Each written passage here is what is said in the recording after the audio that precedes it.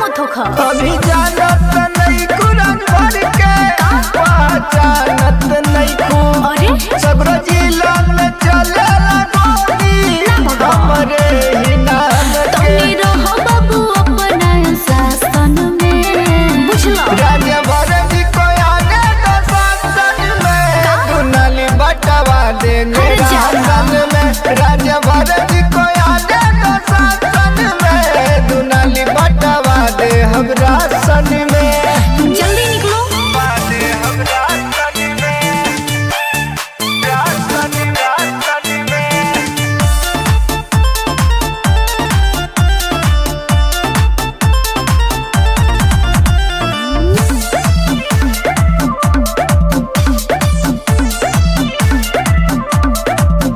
तोहर चर्चा ना मुकेश सुदामा, चारों ओर न चले बाबू घूमे घूमे परचा सटेल खाली गली गली। कापू तो तारा हो लोग कइले बाटे इशारा अपना चहेता के। ओहो चुनाव जीत के लवट ना अपने घर को बेटा के। ऐसे बढ़िया नौकरी कर तो प्रशासन में।